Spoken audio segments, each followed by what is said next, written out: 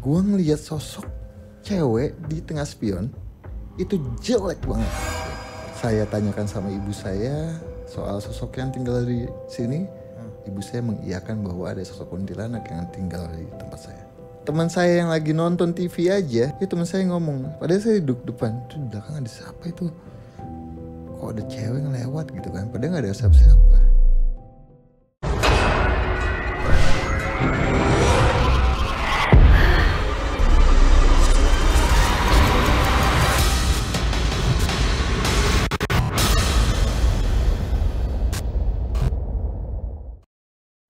Assalamualaikum warahmatullahi wabarakatuh. Selamat malam Sobat Kumis. Gimana kabarnya malam Jumat ini? Semoga dalam keadaan yang sehat walafiat ya di rumah, amin.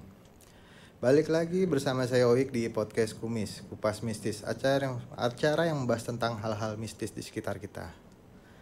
Kali ini tema kita malam hari ini agak sedikit mistis ya dalam tanda kutip, karena akan banyak ngebahas soal makhluk yang benar-benar halus nih. Yaitu tema kita hari ini, Den Ananda betah ketempelan sosok kuntilanak. Oh, dari judulnya udah ngeri nih Sobat Kumis di rumah ya.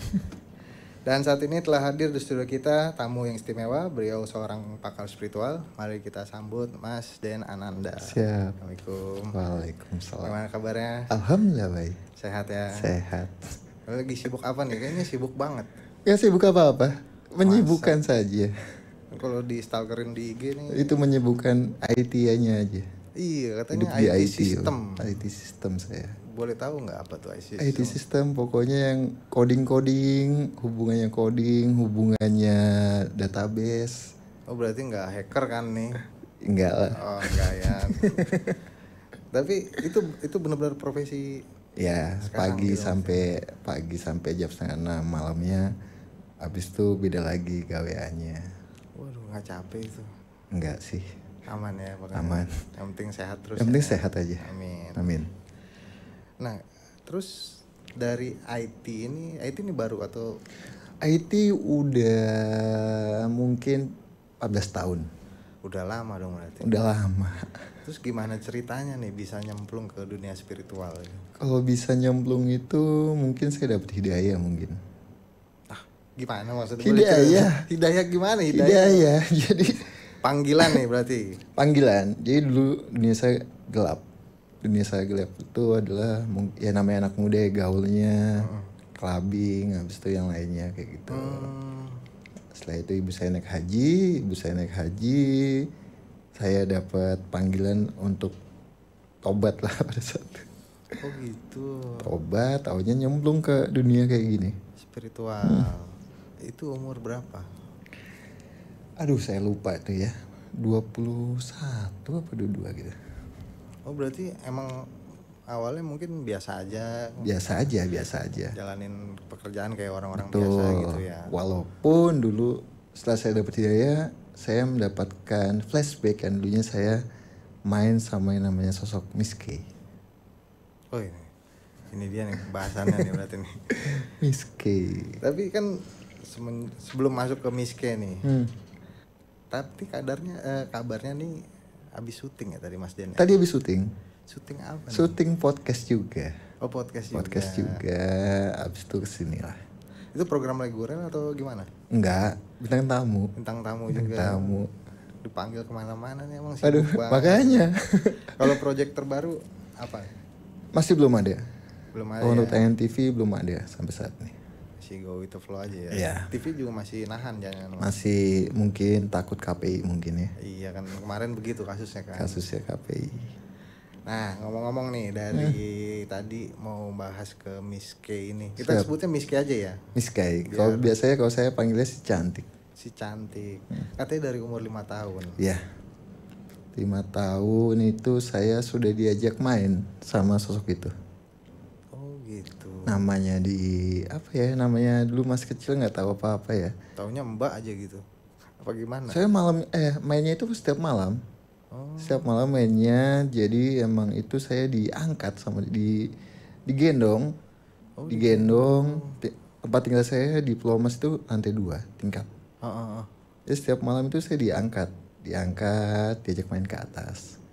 Habis itu ke bawah lagi, tapi itu kayak nyata. kayak melayang namanya anak kecil ya, asik aja. Tapi jeleknya dia itu adalah getakin saya itu nggak kayak ibu sama anak getakin gitu, enggak. Pelan-pelan harusnya. Ya ini enggak gitu. Nah saya nganya, oh iya. Taunya emang saya tanyakan sama ibu saya soal sosok yang tinggal di sini. Ibu saya mengiyakan bahwa ada sosok kuntilanak yang tinggal di tempat saya. Di rumah itu. Berarti awalnya karena rumah itu ada penunggunya sebelumnya. Ya, betul banget. Katanya nyampe sekarang. Sampai saat nih ikut sama saya. Ini di studio ada? Di studio ada. Maksudnya bukan di studio, dia ngikut ke sini. Ikut kemana. Kecuali kalau saya lagi syuting di lokasi. Kenapa? Kalau saya lagi syuting di lokasi nanti apa ya? Kalau bahasa saya itu wibawanya hilang nanti. Kalau misalkan podcast gitu, makanya kadang teman saya ngomong sama saya, itu sosok Miske lu tinggalin aja gitu kan. Kenapa? Nanti lu kemayu gitu. Saya kemayu. Kemayu kayak cewek gitu? Iya, saya itu kemayu mas.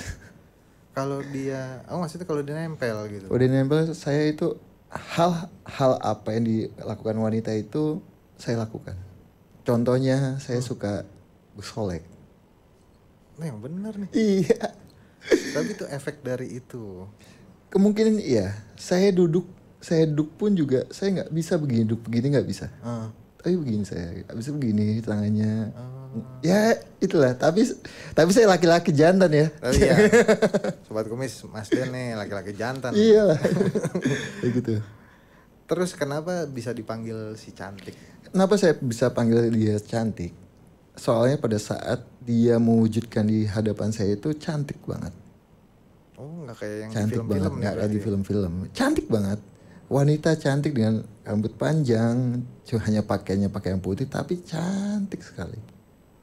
Tapi pas ngomong cantik banget, saya kok merinding ya? Cantik sekali, betul. Tapi kalau ada yang iseng sama saya, dia menampilkan wujud yang sangat jelek. Kenapa? Ada saksinya yang mengalami ketemu sama sosok saya. Jadi contohnya apa tuh pengalamannya? Ada yang iseng nih coba. Jadi pada saat itu teman saya sudah lama lost kontak sama saya. Lost kontak. Lost kontak sama saya, anak klub. Lost kontak sama saya, habis itu kontak saya. Ngomongin soal mistis lah, hal apapun itu.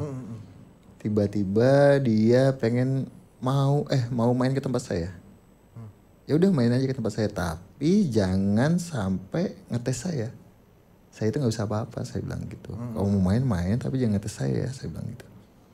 Dia main, dia komunikasi chit-chat bla bla bla ngebahas apapun itu. Setelah itu dia pulang lah.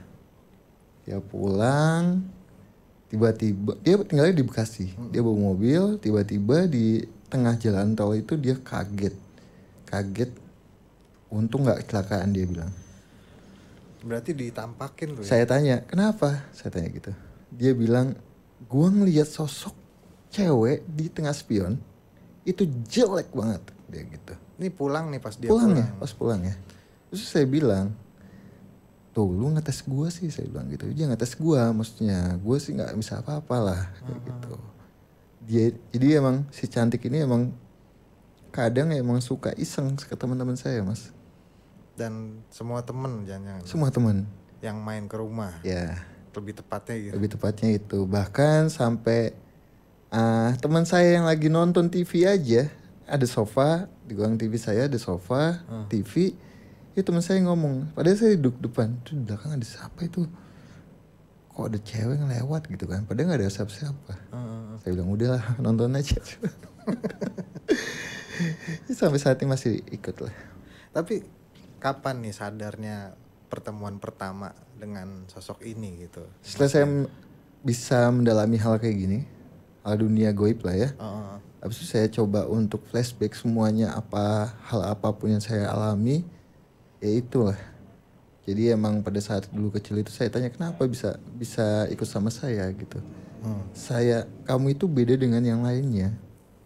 Beda dengan yang lainnya itu kenapa kamu itu punya kemampuan, katanya dia gitu. Kemampuan apa, saya bilang gitu kan. Kamu itu bisa bahasanya adalah ngobati lah, bantu ngobati. Oh, saya nggak percaya dengan dia aja. Taunya pada saat saya kecil itu eyang saya suka bilang, "Nang ayo, Nang bantu sini pijetin." Pijetin Yangti, pijetin Yangti. Yang putih Terus ya. itu eyang saya sempat kasih pesan ke saya, "Nang, nanti kalau sudah dewasa bantu Wong ya. Sing kamu bisa," gitu. Emang kan nggak tahu ya, saya nggak tahu maksudnya apa hal kayak gitu. Taunya emang ya kayak gini Mas. Jadi dikasih kelebihan sama Allah untuk ngebantu lah. Tapi itu ada garisnya nggak sih, maksudnya dari siapa Nah biasanya? itu saya tanyakan sama ibu saya. Mm-mm. Jadi saya dapat hal kayak gini, habis itu saya minta doa sama ibu saya. Maksudnya saya minta doanya ibu bahwasanya adalah saya bisa kayak gini, diizinkan atau tidaknya. Alhamdulillah ibu mengizinkan. Yang penting digunakan ke segi hal yang positif. Positif Pada saat ya. itu. Setelah kayak gitu ibu saya ngomong lah sama saya, "Nah, emang kamu itu bisa, anak kecil bisa, tapi saya tutupi. Kenapa? Takutnya namanya image hal-hal yang hubungannya dengan dukun itu jelek kan. Itu yang ibu saya takuti. Tapi alhamdulillah ibu saya udah welcome dengan keadaan saya. Sekarang. Dan dia ngasih tahu, emang sepupu saya pun juga ngasih tahu ke saya bahwa kamu itu beda dengan yang lainnya.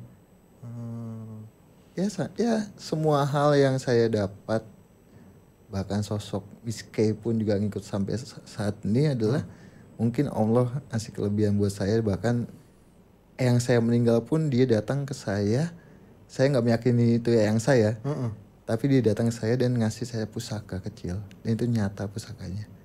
Ini lewat mimpi atau setengah Dia sadar? datang itu kayak nyata Mas, saya diajak.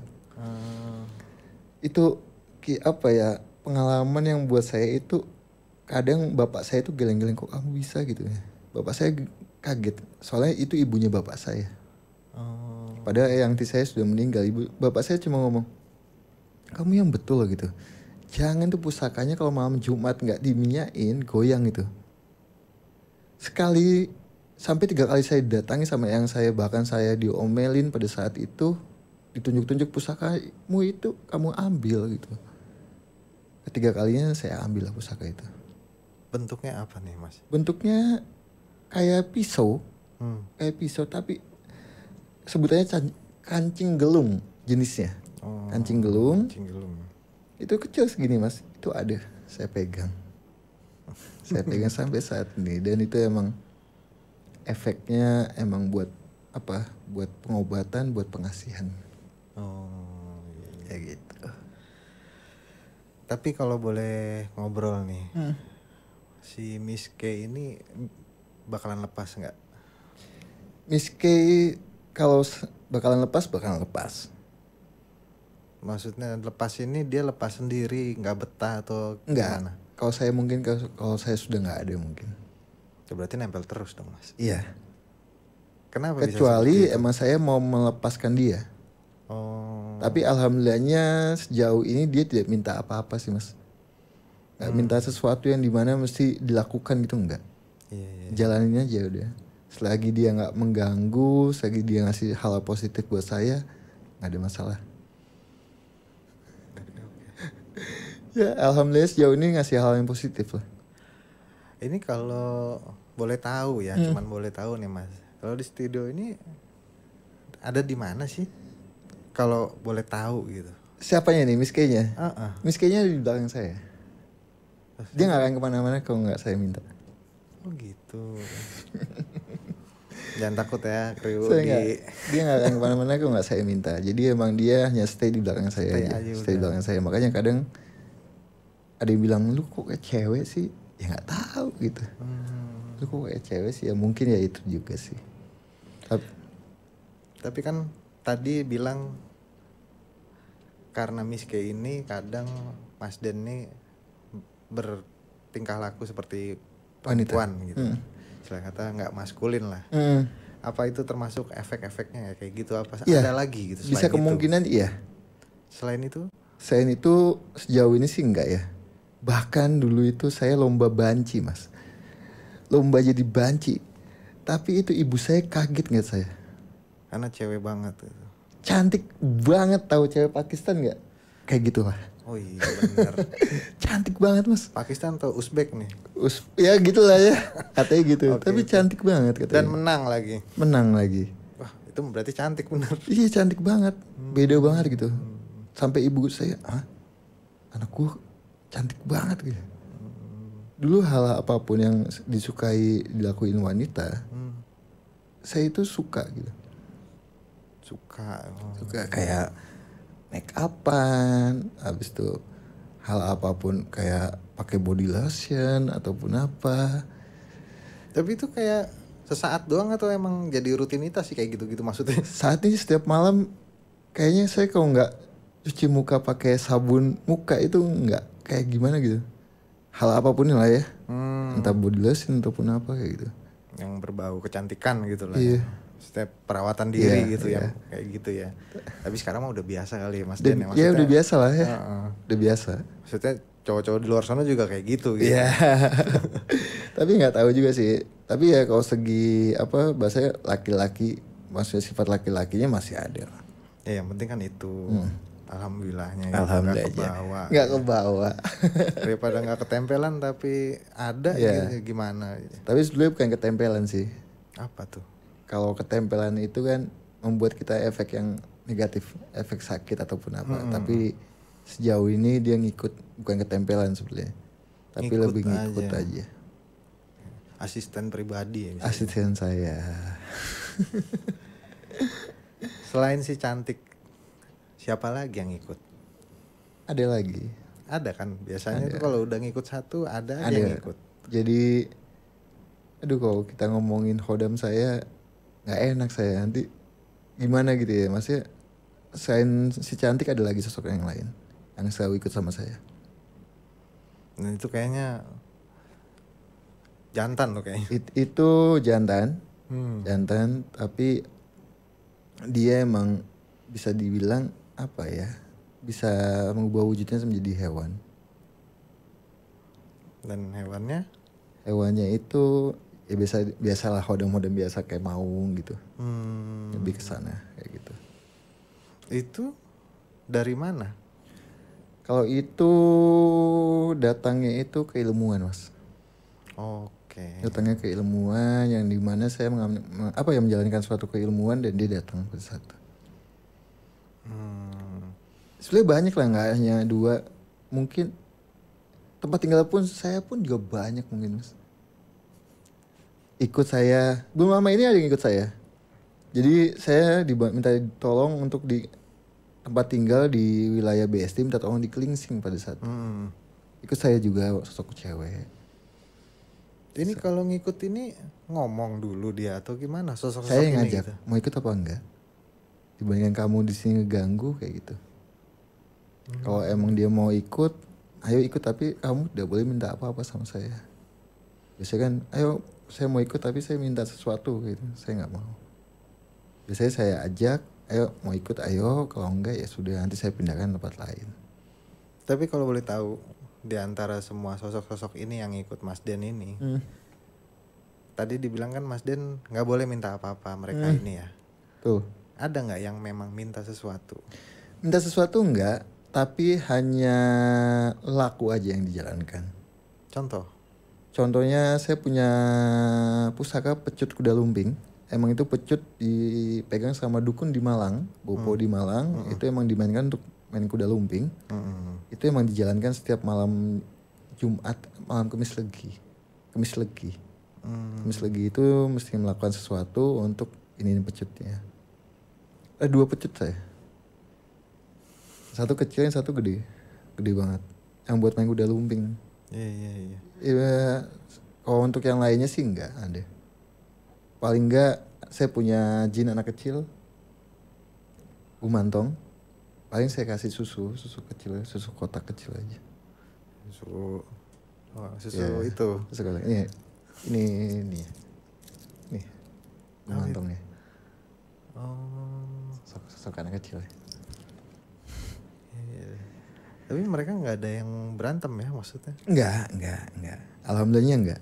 Semuanya itu enggak ada yang apalah kayak affecting ataupun apa enggak. Iya maksudnya kan ngikut gitu. Berarti kan ada banyak sebenarnya yang ikut, bukan cuma satu dua Iya, kayaknya. tapi alhamdulillahnya nggak ada sih. Dan tugas mereka itu ngapain aja? Tugasnya itu hanya apa ya? Sesuai kita aja. Misalkan tolong pelet si A ini, tolong dia supaya cinta sama si A gitu. Buat ngebantu ya, misalkan minta pelet ataupun apa kayak gitu. Oh, support system berarti. Lebih ke situ ya. IT system jadi support system. Sistem juga, tapi di dunia paranormal. Iya. Oh iya. Kayak gitu, paling untuk apa, untuk minta bantuan dia untuk pelet ataupun apa. Ada cerita-cerita yang istilah kata sosok ini emang menyelamatkan Mas Den gitu. Alhamdulillahnya sejauh ini dia menyelamatkan saya pada saat saya mau ditilang polisi aja. Jadi emang itu masuk logika buat saya ya. Jadi pada saat itu saya lagi boncengan saya itu udah pakai helm. Itu saya ngetes ilmu, Mas. Oke. Soalnya ilmu, katanya sepuh itu ilmu yang saya punya itu bisa buat ngilang. Gitu. Kayak ilmu sirap lah ya. Ya. Setelah itu pada saat di jalan di Salemba, itu kan kalau misalkan pulang gawe itu kan suka banyak polisi tuh. Itu polisi, saya udah dekan aja, tapi saya yakin bahwa ini polisi nggak akan lihat gue nih. Itu polisi depan saya, Mas, langsung belok gini, Mas, melengos gini. Udah nggak lihat nih berarti nggak ngeliat. Itu sekali. Kedua kalinya adalah saya masuk ke Ancol. Masuk pintu awal ke Ancol itu kan dihitung tuh anaknya. Saya ngetes, di situ ada 4 penumpang. 2-nya saya hilangin lah. Tuh, sebelum masuk saya berhenti dulu mobil saya. Saya baca sesuatu, saya niatkan, yang kelihatan hanya saya sama yang depan saya aja, saya bilang gitu. Itu masuk, Mas, cuma dihitung cuma 2 depan sama mobil. Besoknya saya diomelin, kamu itu nggak boleh begitu katanya. Ya, namanya ngetes kan gitu ya. namanya ngetes sesuatu, taunya emang sejauh ini alhamdulillah ya itu. Tapi nggak ada yang minta macam-macam kan? Nggak ada yang minta macam-macam. Cuma menjalankan suatu amalan aja. Kecuali emang pusaka-pusaka yang kayak pecut kuda lumping itu emang mesti dijalankan di Kamis Legi. Oh ada gitu. Tapi yang ikut mah ya aman-aman aja. Aman-aman gitu. Aja alhamdulillahnya sejauh ini. Iya. Ngomongin si cantik yang lagi nempel terus nih sama Mas Den nih. Pernah gak sih under control dia? Kalau sejauh ini enggak, masih bisa saya manage. Kecuali dalam segi yang namanya, yang kejadian teman saya itu. Itu kan ngetes saya itu dugaan saya. Mungkin dia marah kalau gitu ya maksudnya. Ya maksudnya gak suka lah, jangan kayak gitu. Padahal saya sudah wanti-wanti pada saat di awal. Tapi memang gak pernah ngeganggu kayak sampai kerasukan ya buat sekitar. Sejauh ini enggak. Sejauh ini untuk dia komunikasi di badan lain itu enggak sejauh ini. Tapi Mas Den sendiri pernah dirasuki dia? Iya. Dulu banget. Seperti apa maksudnya? Ceritanya gimana? Jadi pada saat itu si Kenta lagi main ke tempat saya. Oh Kenta. Kenta main ke tempat tinggal saya. Dia ngeliatin pusaka. Kenta mau ngeliat yang namanya tali pocong kayak apa sih? Abis itu minyak dagu manusia kayak apa sih? Pusaka-pusaka kayak apa sih? Udah saya liatin semuanya. Dia ngomong, Den, gue mau tahu si cantik dia katanya. Mau tahu apa Kenta? Bilang gitu kan, namanya Kenta. Kadang banyolnya lucu aja. Gue mau komunikasi sama sosok itu kan. Tunggu Kenta. Abis itu saya bilang, ya udah tunggu Kenta, saya bilang gitu. Nanti saya iniin dulu, nanti coba saya mediumisasikan. Udah masuk komunikasi, Kenta kan cuma dia agak-agak takut kan kayak gitu, hal kayak gitu. Iya, karena mungkin di tempat asalnya dia juga ada kan. Iya, habis kayak gitu udah aku malah lagi. Cuma kan masuk ke saya, tapi kalau diajak komunikasi tidak bisa dia komunikasi, ngapain gitu? Karena masuk ke tubuh kita itu kan butuh sesuatu. Fisiknya kuat apa enggak kayak gitu. Karena memang ngaruh banget ya, maksudnya abis kerasukan itu memang ngos-ngosan capek Mas. Kalau capek pasti capek. Tapi kalau udah biasa ya pasti ada capeknya, tapi dia capek banget. Iya, gitu. Kalau dibilang capek pasti capek banget. Ngomongin soal kemasukan atau kerasukan gitu. Ada nggak sih maksudnya kenapa seseorang bisa kerasukan itu? Maksudnya alasannya? Ini beda konsep dengan mediumisasi lah ya. Ya beda. Beda konsep sama mediumisasi. Kalau untuk kemasukan, biasanya di Indonesia itu kebanyakan wanita dibandingkan laki-laki. Kenapa? Kenapa? Segi emosional wanita sama laki-laki itu beda. Wanita itu kalau lagi emosional yang meledak, hal apapun yang ditahan-tahan sama dia dan meledak itu kayak kesambet, Mas. Contohnya misalkan si Mbak ini lagi sakit hati nih tapi ditahan lu. Ditahan. Nanti kalau sudah waktunya meledak, dia nanti kayak ngamuknya kayak bukan dia. Tuh. Tapi dia. Tapi kalau kita lihat bukan dia. Siapa? Kayak ya beda sikapnya, tapi kalau yang bisa dia emang segagi emosional aja kayak gitu. Kalau yang awam ngeliat dia, wah kemasukan nih, padahal enggak. Banyak banget kasus kayak gitu. Oh berarti memang nggak sembarangan banget ya, maksudnya yang namanya kesurupan atau kemasukan? Enggak. Cewek pun juga kebanyakan capek. Makhluk goib untuk masuk ke tubuh manusia itu sangat sulit. Waduh, ini fakta lumayan. Sangat sulit. Kenapa? Masuk ke tubuh manusia. Manusia itu sudah sangat bagus. Tidak bisa di makhluk goib untuk masuk ke tubuh manusia untuk komunikasi. Oh, dasarnya itu. Ya, soalnya kenapa? Allah udah menciptakan kita sudah hebat banget.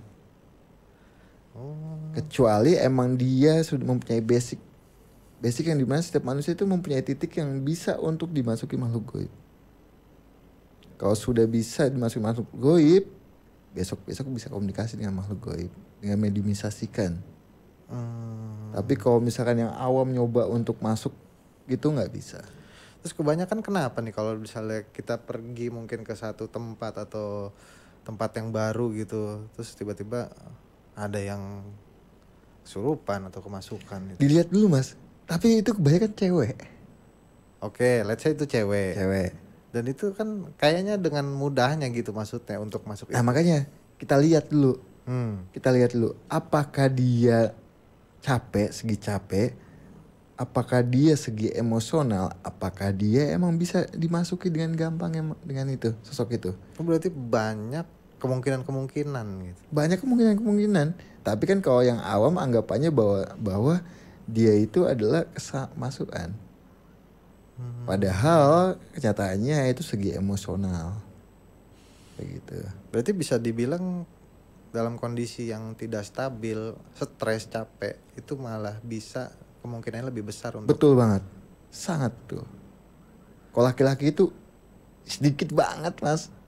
Sedikit banget di Indonesia yang kecuali emang untuk mediumisasi ya. Mediumisasi. Kalau cewek yang awam tiba-tiba kemasukan gitu. Ya.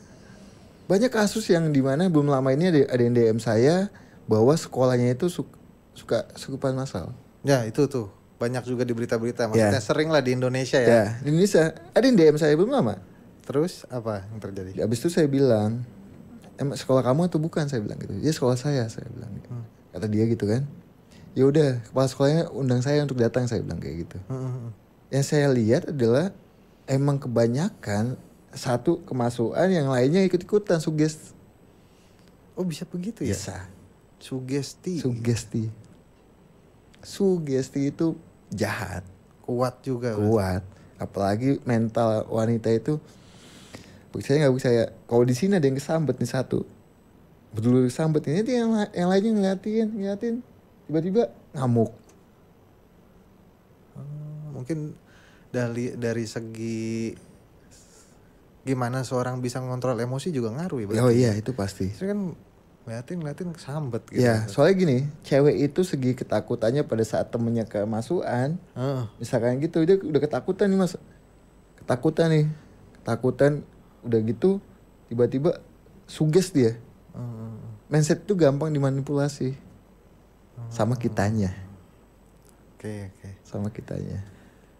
Kalau kitanya sudah manipulasi mindset yang dimana adalah, waduh gue bakalan kemasukan juga nih. Masukan dia, Mas.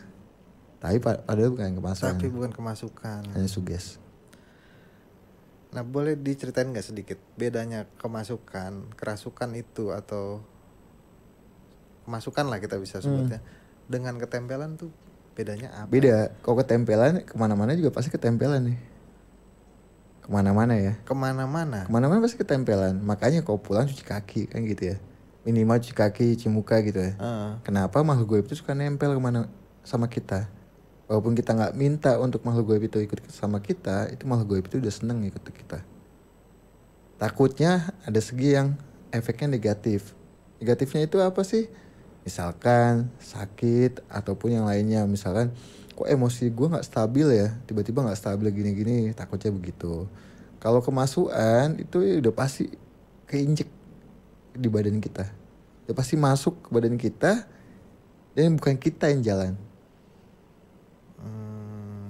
Itu bukan kita yang jalan, tapi yang dilakukan itu adalah makhluk goibnya itu dengan wadahnya kita. Tapi gimana tuh Mas Den cara ngebedainnya orang yang kerasukan beneran sama yang enggak gitu? Gampang bedainnya Mas. Contoh. Kalau dia ditanya goib itu kalau kita tes, tanya A, kita tanya B, kita tanya C, itu akan sama jawabannya. Akan sama Jawabannya. Misalkan kamu tinggal di mana? Habis itu misalkan tinggal di pohon A. Gitu. Kamu ngapain ke sini? Gitu misalnya gitu ya. Yeah. Saya suka gini. Kamu tinggal di mana? Nanti jawabannya kadang jawabannya beda. Kibulu. Memang apa keuntungan orang ngibul kerasukan itu gitu? Pengen diperhatikan, Mas. Oh, ada sisi itu. Kebanyakan cewek. Cewek itu kalau nggak dapet kasih sayang butuh kayak gitu. Tingkahnya betul nggak? Apalagi kebanyakan ya apa ya, cewek itu beda lah sama laki-laki. Beda banget. Tapi ya kembali lagi semua itu mesti punya basic untuk mediumisasi. Tapi itu memang dari segi yang kerasukan tuh kan kebanyakan monoton ya gayanya menurut saya nih. Ya. Teriak-teriak dan nangis. Apa emang harus kayak gitu? Enggak, makanya kalau kita bukan ngomongin soal tayangan lah ya. Iya. Tapi ngomongin kenyataannya. Realitanya nih. Nah makanya itu kan emosional Mas. Kadang ketawa, kadang nangis, kadang wah gitu lah ya. Itu emosional. Goib itu kalau masuk ke tubuh manusia dia anteng Mas. Gak ada yang ngamuk-ngamuk gitu. Oh, lebih ke diam gitu maksudnya? Iya. Diam, nanti dia komunikasi kenapa masuk kayak gitu. Kenapa masuk, habis itu ngapain sih masuk gini, nanti dia ngomong misalkan saya suka sama si A gini. Kadang gitu. Gak ada kalau goib yang cuma nangis misalkan gitu lah, atau ketawa lu mah kebanyakan gitu kan. Sejauh ini kebanyakan begitu. Soalnya goib masuk ke tubuh manusia pasti ada misinya. Ingin komunikasi itu aja. Ada yang mau disampaikan atau enggak ingin menunjukkan itunya, eksistensinya dia bahwasanya emang gua ada. Lebih ke situ ya. Tapi sejauh ini kalau yang pasiennya Mas Den nih, ada nggak sih yang misalnya udah dari jauh hari nih ngoling misalnya, tolong bantuin saya dong Mas Den gitu. Ini ada sepupu saya kerasukan kayak gitu. Terus tiba-tiba pas Mas Den datang, wah ini mah caper doang gitu. Ada yang kayak gitu? Sejauh ini biasanya via video call Mas. Oh udah bisa kelihatan. Ya, saya lihat Bu Mama ini ibunya teman saya. Ibunya teman saya itu teman saya nelfon saya, weh Dul, nih nyokap gue kayaknya kemasukan gitu kan. Saya lihat, enggak Dul itu enggak, bilang gitu. Dia sedih, emosional, makanya kayak gitu. Saya bilang gini Pak saat, Bu udah minum itu, udah cukup, capek badannya, saya gituin man. Capek badannya, udah nggak usah nangis, kesian. Yang saya kesian, kalau ibu masih kayak gitu nanti saya kesana nih, saya bilang gitu. Udah minum tuh, udah istirahat deh, gitu aja. Kebanyakan kayak gitu sih Mas. Kadang nelfon saya, Mas Din tolong, ini ada yang kemasukan. Saya datang sembuh. Saya datang taunya udah nggak masukan kayak gitu. Ya kebayang kayak gitu. Mau ketemu Mas Den dong berarti kan. Aduh. Lebih konsepnya lebih kayak gitu sih. Tapi emang orang kalau lagi kerasukan itu nggak bisa ngelawan dirinya sendiri ya? Kalau ya nggak bisa, kecuali yang sudah punya basic ya. Basic ini dalam artian ilmu nih. Ya, yang punya kemampuan untuk komunikasi dengan makhluk gaib. Kalau di pengalamannya Mas Den sendiri ketika kerasukan yang Mas Den alami itu bisa digambarin nggak seperti apa gitu? Saya ngeblank mas. Oh ngeblank juga. Ngeblank saya. Jadi ngeblanknya itu adalah kan ada makhluk gaib yang levelnya itu yang gila, ada yang bawah. Kalau yang bawah itu biasa aja, maksudnya nggak akan. Saya masih bisa untuk manage, tapi nggak enak di badan saya gitu. Lebih baik saya losin. Kalau saya losin itu udah, maksudnya udah gila lah mau ngapain aja. Bukan lu nih kayak gitu. Bahkan sampai jahitan ataupun yang lainnya, kena jahitan ataupun apanya ya udah biasa kayak gitu. Oh gitu. Lebih kayak gitu kok. Dan efeknya itu pasti lelah sekali gitu. Efeknya lelah, kembali lagi kalau dibilang capek, tapi tidak capek banget. Kalau untuk orang biasa, Capek banget. bisa sakit kah? Sakit. Bisa. Kalau emang dia tidak punya basic. Kalau punya basic pun juga awal-awal pasti capek banget. Nah ngomongin orang kerasukan dan akhirnya bisa sakit habis kerasukan. Kira-kira kalau ketemu makhluk halus doang, bisa gak sih bener tuh kata orang habis ketemu makhluk halus tuh sakit sawan gitu? Bisa. Kenapa bisa kayak gitu? Makhluk gaib itu sampai wujud. Biasanya yang sawan itu kalau udah diliatin sosok mas. Iya. Kalau sosok itu pasti mengambil sesuatu energi di badan kita supaya dia wujud. Misalkan ketemu Miss K di mana gitu, besok ke sawan. Kenapa? Soalnya kita bisa melihat dia nyata. Walaupun ada bilang bahwa sosok yang masuk ke alam kita itu sial dianya. Itu benar seperti itu? Ya, makhluknya sial. Dan katanya orang yang ketemu beruntung. Betul. Benar. Tapi sawannya itu, yang bikin itu kan sawannya, sakitnya itu. Besoknya sakit pasti. Iya maksudnya beruntung ini seperti apa? Bisa mendatangkan uang. Itu benar. Iya. Ya kan kalau dengar cerita-cerita mungkin kayak tukang yang di malam hari dagang gitu kan muter habis ketemu Miss K, tiba-tiba dagangannya besok laku terus. Iya, bisa mendatangkan uang. Itu dilakukan sama abah saya di Banten. Maksudnya sengaja gitu? Miss K-nya itu ngegangguin pada saat abah saya menjalankan laku di pemakaman. Dia ada Miss K, ketemu Miss K di salah satu pohon, dipanggil, dibandingkan lu ganggu gua, lu ke bawah sini, bawain gua uang besok. Terus? Dibawain mas. Bukan daun? Bukan, dibawain. Uangnya itu kayak apa ya, tiba-tiba ada aja. Oh itu mah uang secara harafiah berarti ya, maksudnya langsung minta itu mah ya? Iya, dibandingkan lu ganggu gua, lu bawain gua uang. Kayak gitu.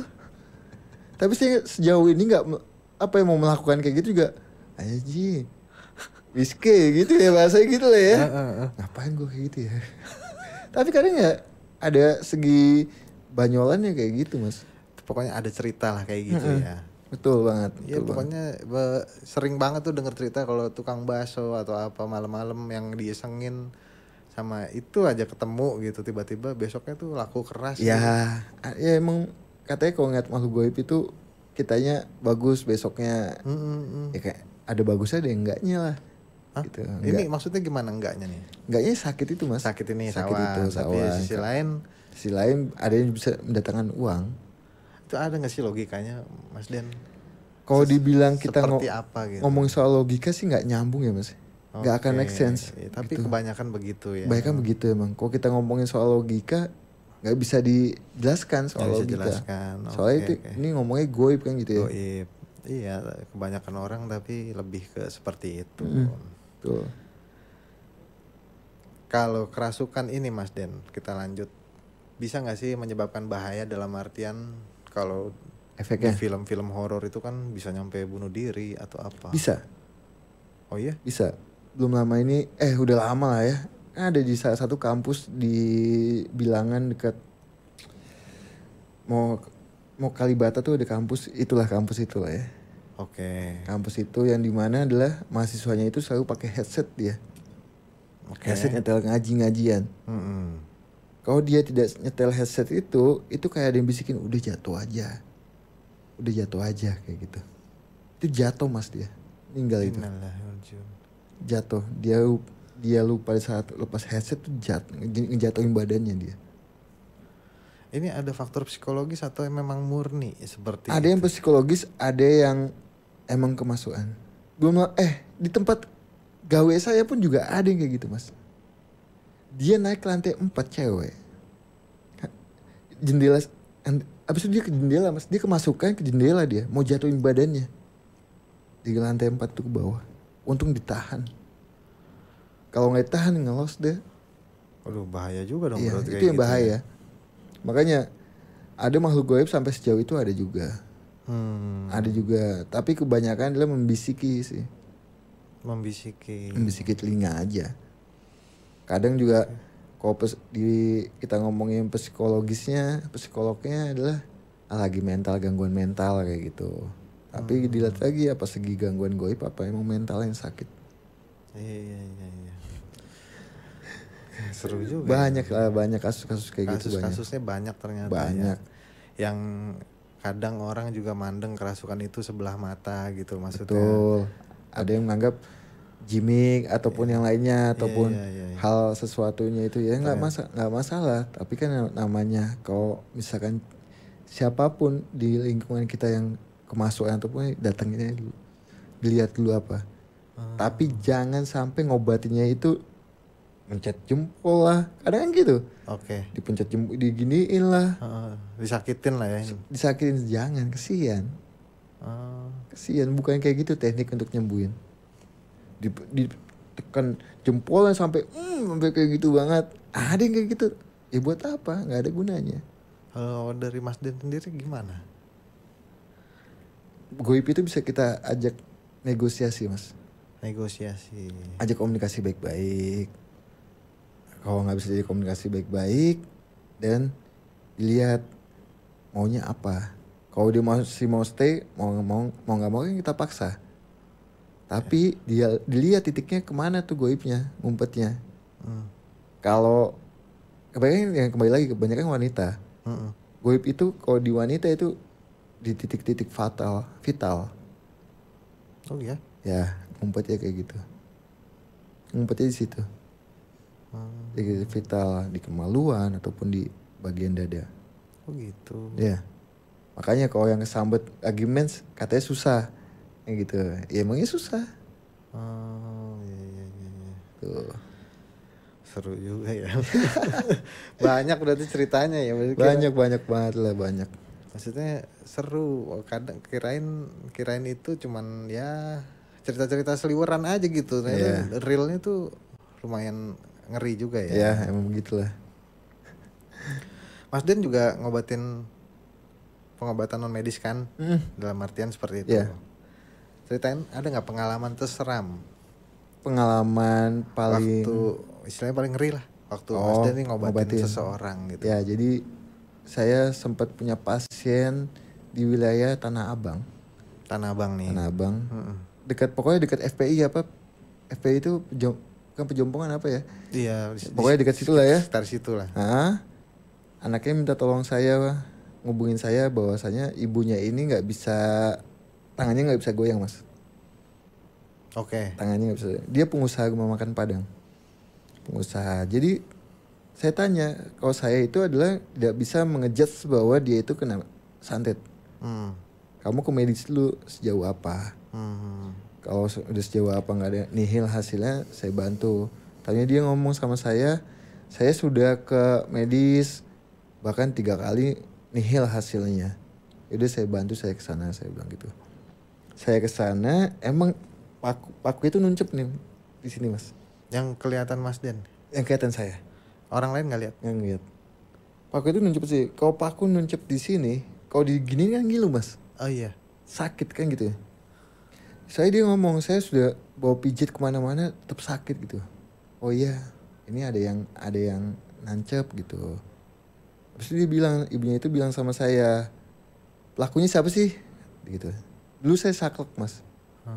Sakleknya itu ya udah nanti besok nanti ibu akan lihat pelakunya siapa, nanti penyakitnya akan sama kayak yang ibu alami. Saya bilang kayak gitu. Udahlah saya benahin lah. Saya benahin semuanya. Mas maaf sebentar. Iya.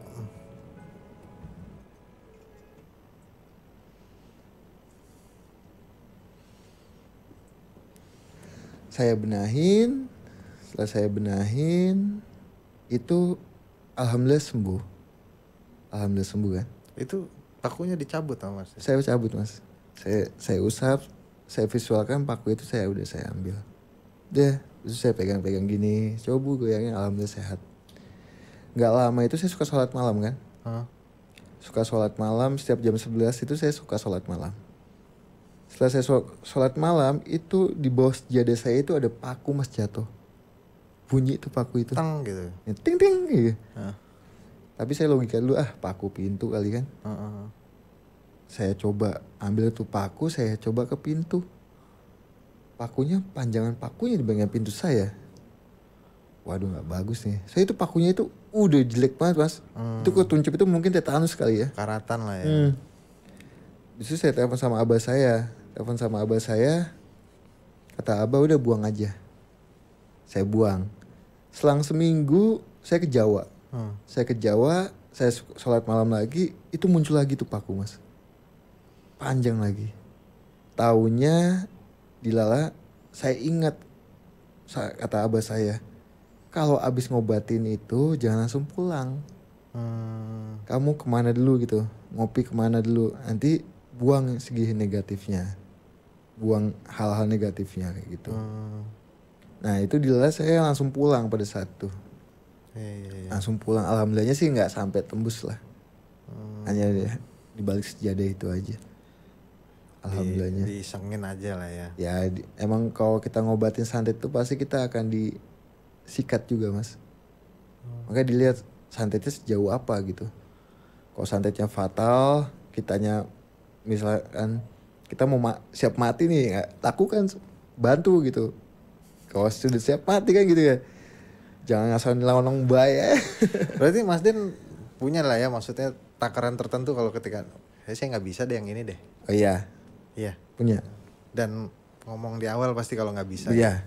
Ngomong di awal. Tapi kalau saya yakin saya bisa, saya bisa. Kalau emang nggak bisa, saya nggak bisa. Mas Den kalau boleh tahu media pengobatan itu pakai apa sih? Saya media pengobatannya nggak pakai apa-apa mas. Cuma pakai tangan aja gini aja. Healing sebenarnya healing. Saya suka ngadain open healing kan. Open healing dalam artian Open healing nih? itu seminar atau apa? Enggak, penyembuhan. Jadi yang ikut open healing itu siapin aqua. Nanti saya healing kayak gitu. Yang penting nanti baca sesuatu yang saya bilang itu. Saya niatkan untuk ini kayak gitu. Kayak gitu. Cuma udah banyak netizen yang minta, ayo Mas Den open healing lagi. Cuma saya belum ada waktunya. Itu online atau ketemu? Enggak. Jadi misalkan saya malam ini jam 9 saya ngadain open healing, saya bilang gitu. Terus? Jam 9 saya ngadain open healing. Nanti siapkan botol minumnya di jam 9 malam. Nanti sampai jam 10 malam. Jam 10 malam boleh ditutup botolnya kayak gitu. Kayak gitu. Nah ini yang ikut biasanya nyiapkan, nanti dibuka tutupnya, baca sesuatu, habis nanti jam 10 ditutup botolnya. Kayak gitu aja sih mas. Iya berarti ketemu di satu tempat atau? Enggak. Online berarti? Online aja. Dan itu bentuknya doa lah ya kayak? Betul, doa. Doa-doa yang buat lebih baik gitu? Iya betul banget. Bukan macam-macam gitu maksudnya. Betul banget, betul. Tapi nggak ada salah satu ritual yang emang harus Mas Den lakukan sebelum menyembuhkan gitu? Enggak sih, sejauh ini sih alhamdulillah sih enggak sih. Untuk ngejalanin apa ya sajen ataupun enggak. Enggak ya? Enggak. Cuma baca amalan-amalan aja mas. Terus Mas Den boleh kepo sedikit nggak kalau misalnya maaf ya gitu. Ketika Mas Den kan jatuhnya sebenarnya kayak penyembuh ya maksudnya. Kayak kita ke dokter gitu. Ada nggak sih maharnya gitu, tanda kutip? Kalau untuk sejauh ini, kalau misalkan sakit medis, saya seikhlasnya mas. Sakit medis, kecuali non medis. Oh gitu. Konon medis itu adalah saya kan mesti untuk memutus akadnya itu mas. Oh. Konon medis itu ada biayanya konon medis. Kalau sakit medis sejauh ini seikhlasnya aja, semampunya aja. Kalau nggak ada ya nggak saya paksain gimana enggak. Berarti emang niatnya bantu lah ya. Ya niatnya bantu kayak gitu.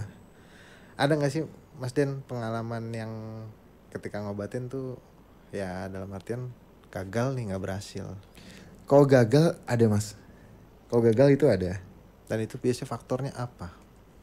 Biasanya yang gagal itu adalah misalkan saya sedang kondisi yang dimana adalah ini si pasien susah dikasih taunya mas. Saya bilang mesti lakukan apa yang saya bilang gitu. Kalau dia melakukan insya Allah sembuh. Kalau dia nggak melakukan kadang kan pasien tuh seenaknya mas. Udah kita bantu, kita minta cuma jalanin apa yang saya bilang gitu. Kadang nggak mau ngejalanin itu biasanya. Ya alhamdulillahnya sejauh ini ya bahkan sampai yang dinyatakan medis bahwasanya dia tidak lama lagi, alhamdulillah sehat mas. Ya, alhamdulillah sehat ya. Kalau saya itu yang penting yakin lah. Yakin ya. Yakin. Sampai saya bilang sama ibunya itu, Bu, ikutin apa kata saya ya, saya bilang gitu. Kan dia sakitnya ada stadium 4 kalau nggak salah. Bilang medis sudah gak akan lama lagi. Ya alhamdulillah sehat ya. Alhamdulillah sehat. Ya Allah alam lah itu semua. Allah alam ya, maksudnya masih izin Allah juga ya, kan. Betul itu gitu, udah pasti. Tapi ada nggak satu kasus yang silakan Mas Den nih sebenarnya nggak mau ngapa-ngapain gitu, tapi ngeliat nih orang kayak kasihan banget nih gitu. Terus Mas Den ngomong gitu ke orang itu, Mas coba deh ini saya bantu mau nggak gitu kayak gitu. Kalau itu enggak? Belum pernah ada. Enggak, belum ada. Kalau saya itu adalah maksudnya bukannya saya gimana enggak. Kalau kamu yang butuh kamu hubungin saya. Iya juga sih gitu. ya. Takutnya adalah saya tahu dia sakit nih, tiba-tiba saya nyelonong, mau saya bantu nggak? Bisa apa gua gitu kan gitu ya. Ya mungkin masih kan kasihan gitu ya, karena punya kelebihan kan. Ya paling dia yang wajib hubungin saya. Nah, orang ini kan kadang nggak sadar ketika sakit-sakitnya model begitu gitu. Betul. Bahkan ada temennya yang ngubungin saya, padahal yang sakit itu temennya. Saya bilang jangan kamu yang hubungin saya, minimal bapak ibunya atau kakaknya yang hubungin saya. Gitu. Akhirnya itu nanti akan menyangkut ke sana. Oh gitu. Ya iya. Kalau temennya yang misalkan bilang sama saya, Mas, temen saya kok gini-gini ya. Ya udah saya cuma kasih tahu doang udah. Enggak saya saya bantu sini enggak kayak gitu. Iya. Oke. Lebih kayak gitu sih konsepnya. Mas Dan, ada nggak buat terakhir nih pesan-pesan buat sobat kumis di rumah nih masalah kayak kerasukan ataupun yang kita bahas malam ini lah, biar sobat-sobat kumis di rumah nih ada yang bisa diambil hikmahnya gitu. Jadi kalau misalkan kemasukan itu mesti kita bisa bedakan lah. Bedakan betul kemasukan apa segi emosional. Jangan juga tiba-tiba, betul kemasukan nih pencet gitu. Seakan-akan dia emang kemasukan, tapi dilihat apakah dia emosional apa betul kemasukan. Itu bisa dilakukan dengan coba tanya jawab hal kayak gitu. Tadi ya simpelnya tuh simpel kayak gitu. Jawaban itu ya. Dan emang kebanyakan wanita yang suka kemasukan. Lebih kayak gitu sih Mas. Kalau untuk segi kalau emang kenyataan ya kembali lagi manusia itu susah untuk dimasukin makhluk gaib. Itu yang harus kita pegang dulu ya. Sangat sulit lah. Oke. Baik, demikianlah obrolan kita seputar misteri dengan Mas Den Ananda. Semoga ada hikmah dan pelajaran yang bisa kita ambil dari obrolan malam ini. Sekali lagi Mas Den, makasih sama-sama, udah mampir ke Kumis nih jauh-jauh. Sama-sama aman. Mudah-mudahan sehat terus ya. Amin ya Allah. Dan terus update tentang Kumis, Kupas Mistis di Transvision Official atau YouTube Dunia Lain Transvision, karena selalu ada kisah mistis di setiap episodenya. Saya Oik undur diri. Assalamualaikum warahmatullahi wabarakatuh. Salam Kumis.